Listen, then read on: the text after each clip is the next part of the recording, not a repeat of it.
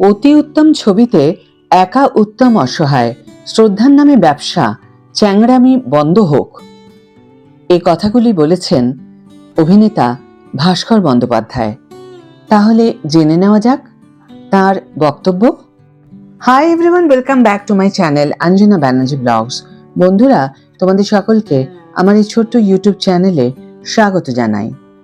সৃজিত মুখোপাধ্যায়ের অতি উত্তম ছবি দেখে বিস্ফোরক সাক্ষাৎকার দিলেন অভিনেতা ভাস্কর বন্দ্যোপাধ্যায়। কথা বললেন শুভদীপ বন্দ্যোপাধ্যায়।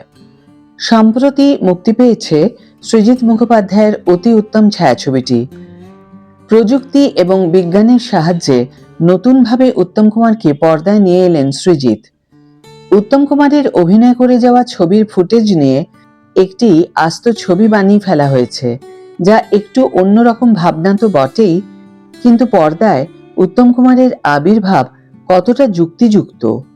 অতি উত্তম ছবি উত্তম কুমারকে শ্রদ্ধা জানানোর নামে ব্যবসা করছেন পরিচালক প্রযোজক। ছবি দেখে নিজের মতামত জানালেন অভিনেতা ভাস্কর বন্দ্যোপাধ্যায়। ভাস্কর দ্য ওয়ার্ল্ডকে বলেন, ছবিটা টেকনিক্যালি ভালো, সৃজিত মুখোপাধ্যায় নতুন একটা ভাবনা ভেবে ছবিটা করেছেন, কিন্তু ছবি শুরুর পর যত এগোতে থাকে ততই যেন বিরক্ত লাগতে থাকে। ছবিতে কি এমন গল্প রয়েছে যাতে উত্তম কুমারের মতো ব্যক্তিত্বকে আনা যায়? এই ট্রেন্ড যদি শুরু হয়ে যায় তাহলে তো কোনোদিন চার্লি চ্যাপলিন, রাজ কাপুর, নার্গিসকেও এভাবে এনে ছবি বানানো শুরু হবে। এদের বাবা মায়ের চরিত্রে দেখিয়ে দেওয়া হবে। কপি পেস্ট হচ্ছে এগুলো। সিনেমার চিত্রনাট্যে একটু শরৎচন্দ্র, একটু শেক্সপিয়ার, একটু বঙ্কিমচন্দ্র ঢুকিয়ে দেওয়ার মতো ব্যাপার। এটা তো ক্ষতিকর।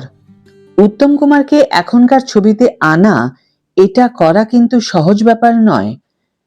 কিন্তু এই সিনেমার গল্পে যেভাবে উত্তম কুমারকে দেখানো হয়েছে সেটা চ্যাংড়ামি হয়ে গেছে। সৃজিত মুখোপাধ্যায় তো নামী ডিরেক্টর, কিন্তু অনেক উঠতি অকালপক্ষ ডিরেক্টরও তো আছেন। তারাও যদি এভাবে পুরনো দিনের আর্টিস্টদের কপি পেস্ট করে ছবি বানানো শুরু করেন, সেগুলো বাংলা ছবির আরো ক্ষতি করবে। উত্তম কুমারের ব্যক্তিগত জীবন নিয়ে সিরিয়াল করা হয়েছিল। এবার যদি উত্তম কুমারকে পর্দায় এনে তার ব্যক্তিগত জীবন দেখানো হয়, তা অত্যন্ত বিকৃত ব্যাপার হবে। তাছাড়া অতি উত্তম ছবিতে একা উত্তম কুমার অসহায়, সেই মাপের গল্প নেই, গান নেই, বাকিদের অভিনয় জোরালো নয়, কিছুই দাঁড়ায়নি। উত্তম কুমার স্বীকার করতেন তিনি একার জোরে মহানায়ক হননি। পাহাড়ি সান্যাল, ছবি বিশ্বাস, সুচিত্রা সেন, সাবিত্রী চট্টোপাধ্যায়, পরিচালক অজয় কর, বিভূতি লাহা, সরোজ দে, এমনকি সত্যজিৎ রায়ের মতো ব্যক্তিত্বরা ছিলেন। সর্বোপরি উত্তম কুমারের ছবিতে ক্যামেরার পিছনে যারা কাজ করেছেন সেই টেকনিশিয়ানসরাও ছিলেন অসামান্য। এদের ছাড়া তিনি মহানায়ক হতেই পারতেন না।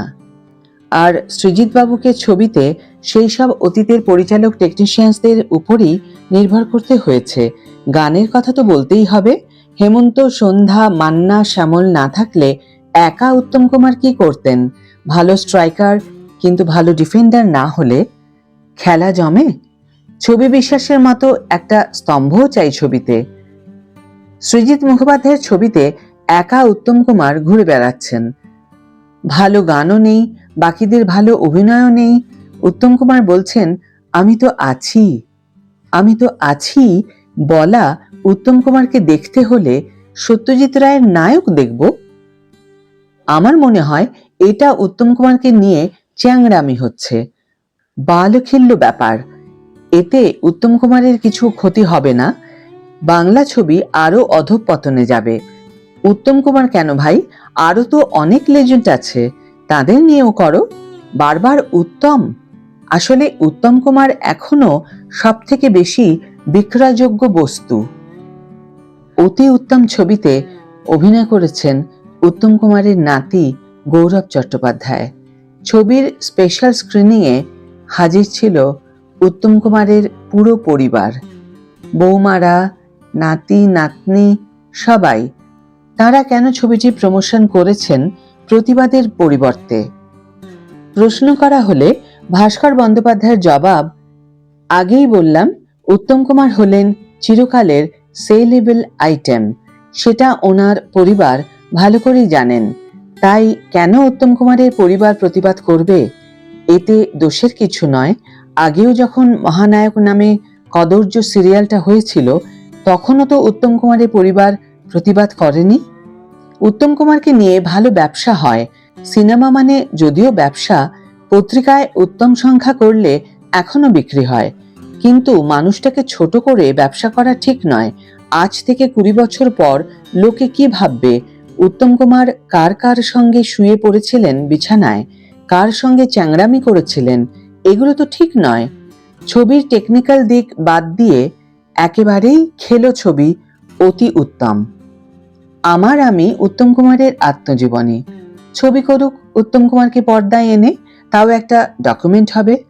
2002-3 সালে তৎকালীন ইটিভি বাংলা চ্যানেলে অতি উত্তম নামে একটি টেলিফিল্ম সিরিজ হয়েছিল, যাতে উত্তম কুমারের ছবিগুলোতে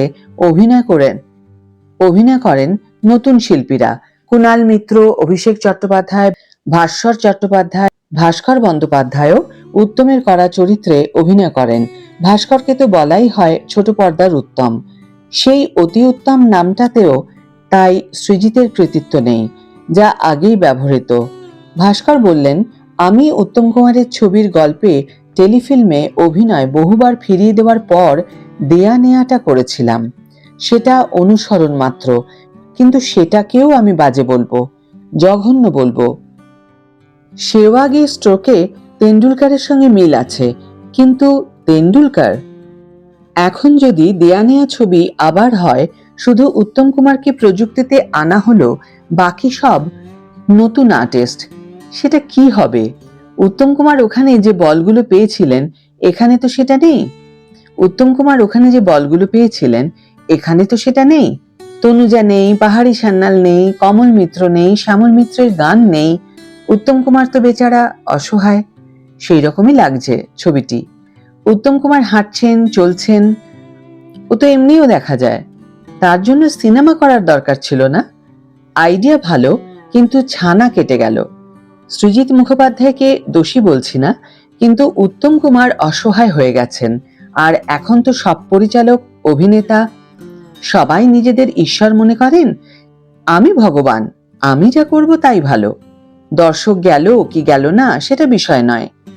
একে অপরের পিঠ চাপড়ে ছবির প্রমোশন হলেই হলো। আজকাল ছবির সাফল্য দিনে হিসেব হয়, 75 দিন বা 75 সপ্তাহ গোনা হোক। উত্তম কুমারের সময় সপ্তাহে হতো, রজত জয়ন্তী সপ্তাহ, স্বর্ণ জয়ন্তী সপ্তাহ। এখন সেটা দিনে একটা দুটো হলে একটা শোয়ে সাফল্য মাপছে। এমন প্রচুর ছবি আছে যা মাসের পর মাস হাউসফুল হতো। ম্যাটনি, ইভিনিং, নাইট, 3টে শো রোজ হাউসফুল হতো। এখন কি আর সেটা হয়? বন্ধুরা, এতক্ষণ ভিডিওতে যা যা শুনলে, সে সব কথা অভিনেতা ভাস্কর বন্দ্যোপাধ্যায়ের। আজকের ভিডিও এখানে শেষ করছি। ভিডিও যদি ভালো লেগে থাকে তাহলে অবশ্যই একটি ছোট্ট করে লাইক দিও, শেয়ার করো বন্ধুদের সাথে, কমেন্ট করে জানিও এ বিষয়ে তোমাদের কি মতামত। যারা এখনো আমার চ্যানেলটিকে সাবস্ক্রাইব করনি, তারা অবশ্যই চ্যানেলটিকে সাবস্ক্রাইব করে আমার পাশে থেকো। আর যারা অলরেডি সাবস্ক্রাইব করে দিয়েছো, তাদের জন্য আমার অনেক অনেক অনেক ভালোবাসা এবং অনেক ধন্যবাদ। আজ তাহলে বিদায় বন্ধু, দেখা হবে পরের ভিডিওতে। ভালো থেকো, সুস্থ থেকো, সঙ্গে থেকো।